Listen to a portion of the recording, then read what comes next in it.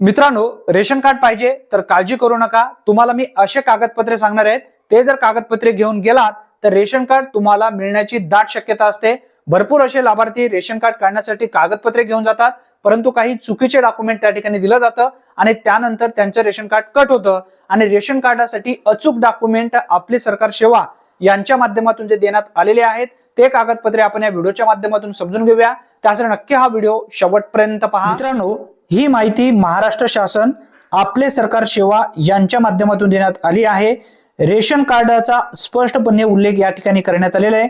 यामध्ये डॉक्युमेंट व्यवस्थित समजून घ्या। सर्वप्रथम तुमच्याकडे असणं गरजेचं आहे ओळखीचा पुरावा कोणताही एक लागतो। या ठिकाणी 7 डॉक्युमेंट देण्यात आलेले आहेत। यामध्ये पहिल्या नंबरचा आहे पासपोर्ट, पॅन कार्ड, आधार कार्ड, मतदान ओळखपत्र, रोजगार हमी जॉब कार्ड, निमशासकीय ओळखपत्र किंवा वाहन चालक परवाना। या 7 पैकी तुमच्याकडे एक डॉक्युमेंट लागतो, हे तुमच्या लक्षात असू द्या। त्यानंतर आता दुसऱ्या नंबरचा जो डॉक्युमेंट आहे पत्त्याचा पुरावा, यामध्ये सुद्धा कोणताही एक डॉक्युमेंट तुमच्याकडे लागतो। बघा, वीज बिल असेल, भाडे पावती असेल, दूरध्वनी देयक असेल, पाणीपट्टी पावती असेल, मालमत्ता कर पावती असेल, या 6 पैकी एक डॉक्युमेंट तुमच्याकडे लागतो।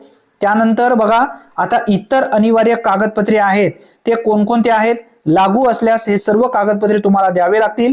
आता यामध्ये बघा, सर्व सदस्यांचे आधार कार्ड, तुमच्या कुटुंबात जेवढे व्यक्ती आहेत त्या सर्व व्यक्तींचे तुम्हाला आधार कार्ड द्यावे लागेल। त्यानंतर एक सोय घोषणापत्र तुम्हाला द्यावा लागेल। याचबरोबर पासपोर्ट फोटो, म्हणजे तुमचा जो पासपोर्ट साईजचा जो फोटो आहे तो एक फोटो तुम्हाला द्यावा लागेल, कारण त्यावरती तुम्हाला चिटकवायचं आहे त्या अर्जावरती।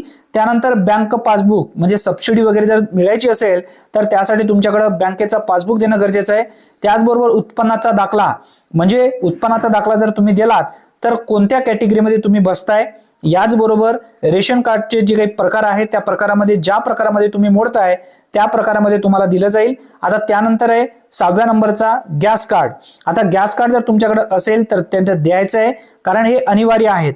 सर्वप्रथम तुम्हाला हे सर्व डॉक्युमेंट घेऊन जायचे आहेत। हे सर्व डॉक्युमेंट घेऊन आपले सरकार mahaonline.gov.in या संकेतस्थळावरून सुद्धा अर्ज करता येईल।